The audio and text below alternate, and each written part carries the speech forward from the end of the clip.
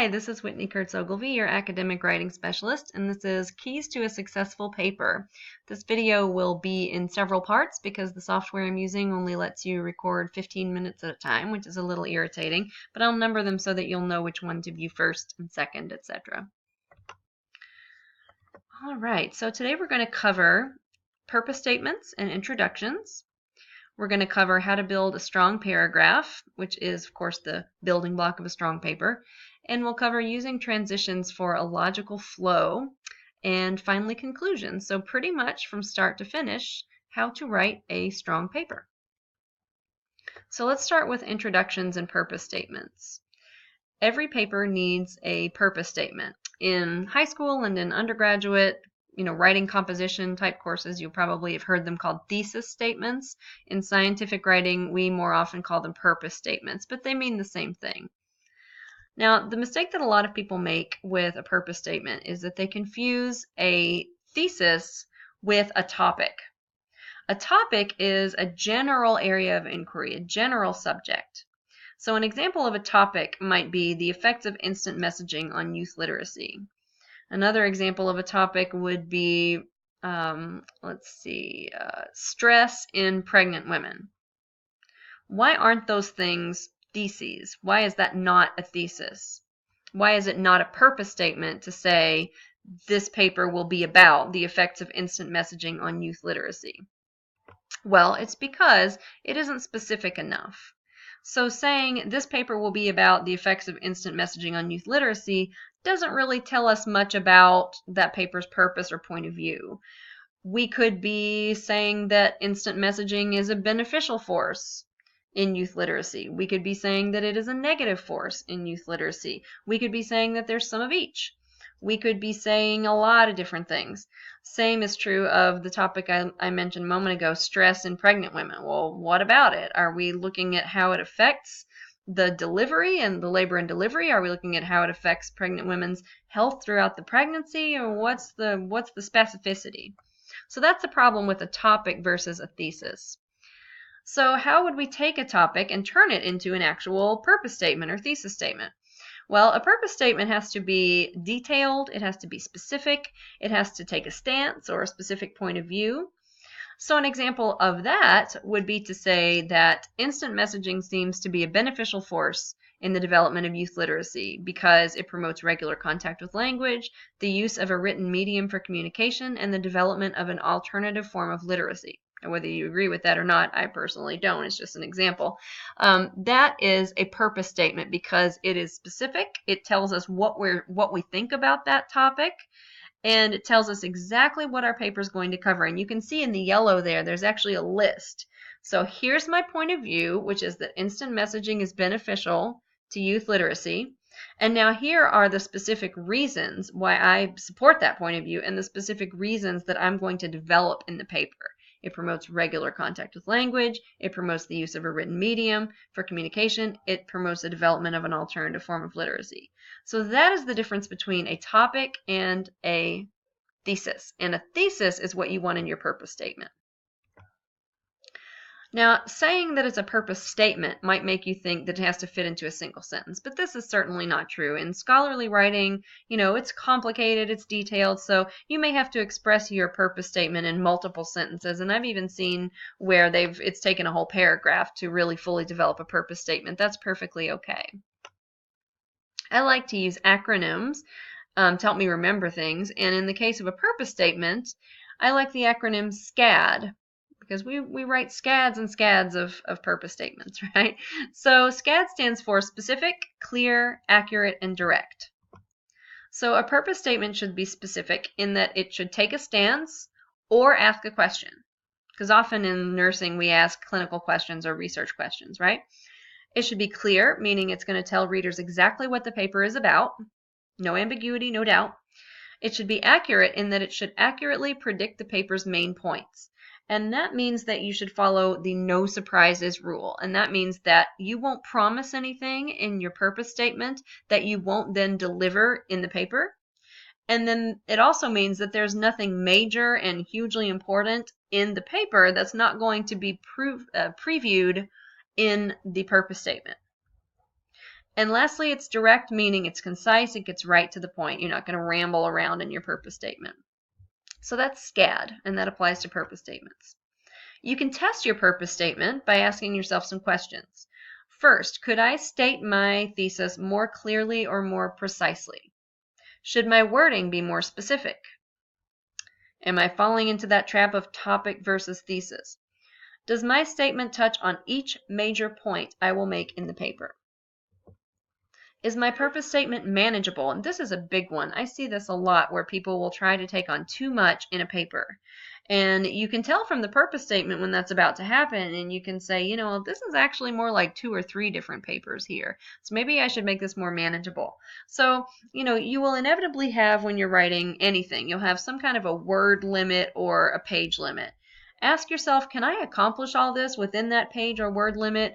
Can I develop my ideas thoroughly enough in that space, or am I trying to bite off more than I can chew here? You can also ask yourself, what evidence from my research supports each aspect of my thesis? Do I need additional support? Do I have enough to support my argument here? So, moving on into introductions. The purpose statement is almost always part of the introduction. It usually comes at the end. And let's talk about what makes a strong introduction as a whole. A strong introduction will engage your reader's attention and interest. That's really important because obviously, you don't have a captive audience when you're publishing a paper. They can put that paper down anytime and walk away. So you want to make sure you're holding their attention and interest. The intro should also clearly introduce the topic of the paper and any stand that you'll be taking. So what is the subject matter and what is the point of view, if any? The intro also provides any necessary background info. So is there anything that we need to understand before we can really understand this paper? Is there some foundational information that we need to know about? And oftentimes that background information is part of engaging the reader's attention and interest. In a scientific paper, in the type of writing that you guys do as nurses, you can't really hook your reader by opening with a hilarious joke or, a fun quote or anything like that. You have to be more dry and scientific. So what we do in scientific writing to engage our reader's interest is we answer the so what question. We show our reader why our topic is important and why it relates to them. And there's actually a popular structure for an introduction called Wake Up, This Concerns You. And basically that just means that you start with something really startling, like a startling statistic to show what a big problem it is that you're investigating, how many people are affected by it, what kinds of consequences result from it, something that's really going to, bam, grab their attention. And then This Concerns You is where you develop that and help your reader to understand how it affects them. So for you guys, usually your audience is going to be other nurses, right? So you may include something that has to do with nursing. Nurses are on the front lines of this problem because X, Y, or Z, or this is going to impact patient care in this way or that way. So that's sort of part of providing background information as well. A strong introduction will also establish the importance of the topic and why we should care. We kind of just covered that. So that means answering questions like who is affected, how are they affected, what is the cost of the problem, both in dollars and cents and also in human suffering. And the intro, of course, is going to include your purpose statement toward the end. In a research report, the introduction should also describe the approach that you'll use to investigate your topic or problem. And let's have a look. There are actually 2 sample introductions as part of this PowerPoint presentation, but I think for the sake of brevity, we'll just look at one, and then you can, of course, look at the other on your own if you like. And I think I'm going to skip to the second one. This PowerPoint presentation is available on the Canvas Writing Resources page. So if you are a University of Kentucky College of Nursing student or a UK healthcare nurse, you have access to that, and you can go and look at this PowerPoint. It's called Keys to a Successful Paper, and you can look at that other sample introduction. So this is from an article called Psychometrics of the PHQ-9 as a Measure of Depressive Symptoms in Patients with Heart Failure. and it is a research report. If you're not familiar with the PHQ-9, it's a questionnaire that healthcare providers use to determine sort of the psychological state of a patient. So it just asks questions like, have you experienced depression in the last 30 days, things like that. Okay, so let's just read through this. The purpose of this study was to assess the reliability and validity of the Patient Health Questionnaire 9, or PHQ-9, as a measure of depressive symptoms in patients with heart failure. Heart failure affects more than 5.7 million Americans. About 14 to 63% of patients with heart failure have depressive symptoms. Depression in patients with heart failure is associated with poor functional status, poor adherence to medication and exercise, poor perceived control, increased morbidity and mortality, and increased readmission rates. Therefore, identifying depressive symptoms in patients with heart failure is important to improve patients' physical and mental well-being. However, depressive symptoms commonly go undiagnosed and untreated. Several factors may contribute to undertreatment, but a major issue is lack of clinician familiarity and comfort with assessing depression. The potential overlap of depressive symptoms and symptoms of heart failure or associated comorbidities also creates a challenge for clinicians in the diagnosis of depressive symptoms in patients with heart failure. The Beck Depression Inventory, or BDI-2, is a valid self-report measure of depressive symptoms. However, it's relatively long and complex. It consists of 21 items with up to 6 response options for each. On average, it takes about 5 minutes to complete. The BDI-2 also has a pre-administration fee, which makes it expensive to use in the primary care settings. Thus, non-psychiatric healthcare providers need a brief instrument to diagnose depressive symptoms, particularly in the population of patients with heart failure. The PHQ-9 is a simple instrument derived from the Primary Care Evaluation of Mental Disorders version to help clinicians easily screen for depression disorder in primary care settings. It is a self-report questionnaire based on the 9 diagnostic criteria for major depressive disorder in the Diagnostic and Statistical Manual of Mental Disorders, 4th edition. The PHQ-9 has evidence of reliability and validity in a variety of populations, mainly in primary care and general hospital settings, as well as in general population. However, it has not been validated in patients with heart failure. The purpose of this study was to assess the reliability and validity of the PHQ-9 as a measure of depressive symptoms in patients with heart failure. The specific aims were to 1. Assess the internal consistency, reliability, and homogeneity of the PHQ-9, 2. Evaluate the concurrent validity of the PHQ-9 using the BDI-2 as the gold standard, and 3. Evaluate the construct validity of the PHQ-9 by testing the following hypotheses. Hypothesis 1. The PHQ-9 will have acceptable sensitivity and specificity using the BDI-2 as the criterion for comparison. Hypothesis 2, patients with higher levels of perceived control will have lower PHQ-9 scores. Okay, so that is an example of an introduction for a research report.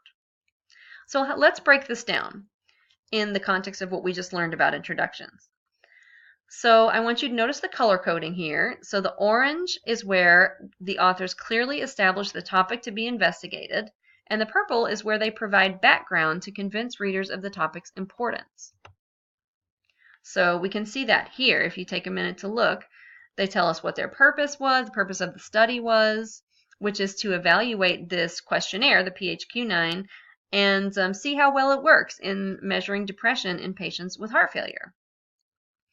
And in the purple is where we get all the statistics about here's how many people suffer from heart failure, here's how many of those suffer from depression, here's what happens as a result of the depression in patients with heart failure. There's all kinds of stuff. There's poor adherence to medication and exercise, poor perceived control, increased morbidity and mortality, increased readmission to the hospital, all these kinds of things.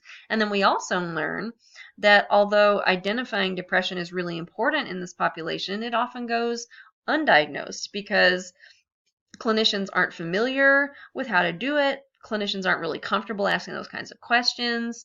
And then some of the time, symptoms of depression and symptoms of heart failure will overlap, which makes it hard to tweeze out what is actually depression and what is actually just heart failure. So a lot of information in those first 2 paragraphs. The third paragraph is where they introduce this gold standard tool, which is the Beck Depression Inventory 2. But then they point out that, there are some problems with using it in primary care. And then they use those problems with the BDI-2 as evidence that supports their purpose, which is that because this other tool is not ideal in this population, in this setting, we need a shorter and simpler tool to use.